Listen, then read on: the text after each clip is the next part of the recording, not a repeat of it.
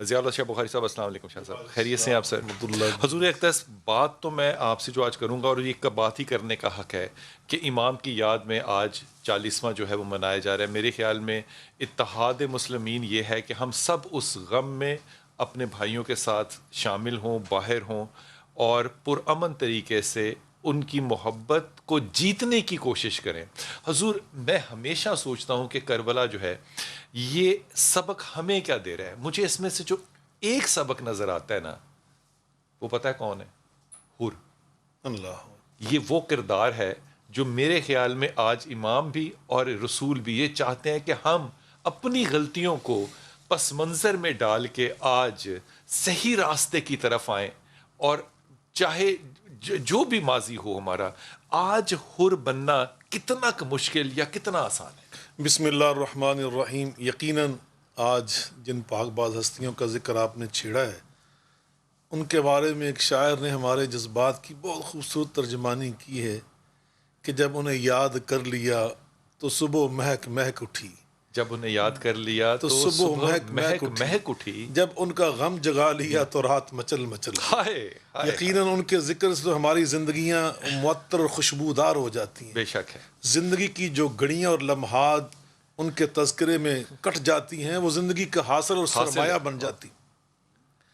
تو بلا شبہ سیدنا امام حسین علیہ السلام، ان کا ذکر پاک وہ تو خود اللہ تعالیٰ نے قرآن مجید فرقان حمید میں ان الفاظ مبارکہ سے کیا، انما یرید اللہ لیذہب عنکم الرجس اہل البیت ویطہرکم تطہیرا۔ اور میرے آقا علیہ السلام نے فدعا علی و فاطمہ والحسن والحسین وجللہم بکسائم وقال اللہم ہؤلاء اہل بیتی۔ آقا نے چادر نبوت ان ہستیوں کے سر مبارک پہ ڈال کر فرمایا تھا، اللہ یہ میرے اہل بیت اطہار جن کو آپ نے پاکیزہ کیا، آپ نے پاک صاف بنایا۔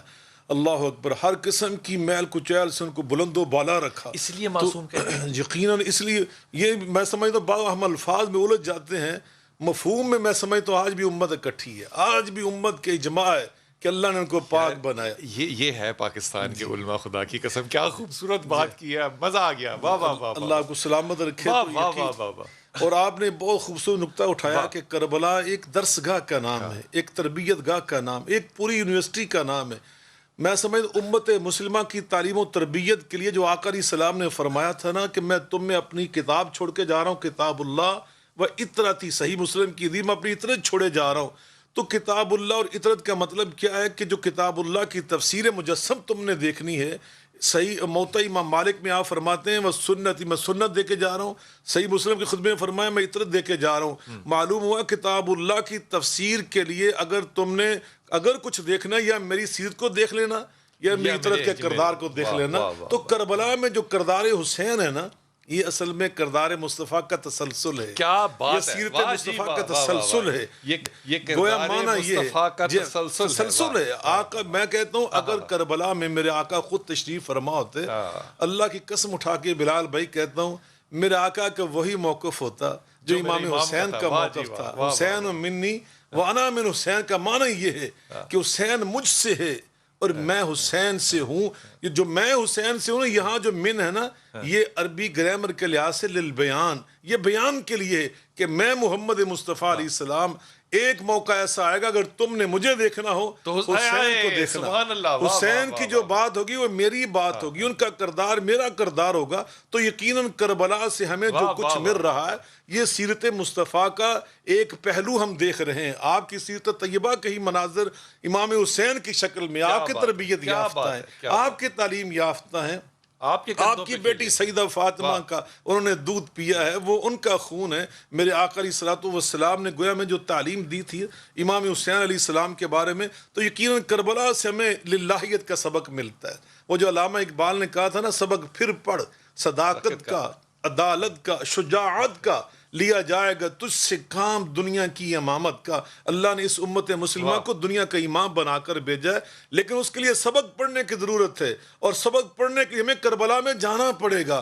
کربلا سے جو کچھ ہمیں مل رہا ہے، اس میں ہمیں للہیت ملی، استقامت علی الدین ملی، صبر و استقلال ملا۔ یہ سارے جو اسباق ہیں، مجھے یہاں پر ایک بہت بڑی شخصیت بلال بھائی یاد آ رہے ہیں۔ پاکستان کا ایک بہت بڑا نام تھا حضرت مولانا سید محمد دو غزنوی رحمۃ اللہ علیہ۔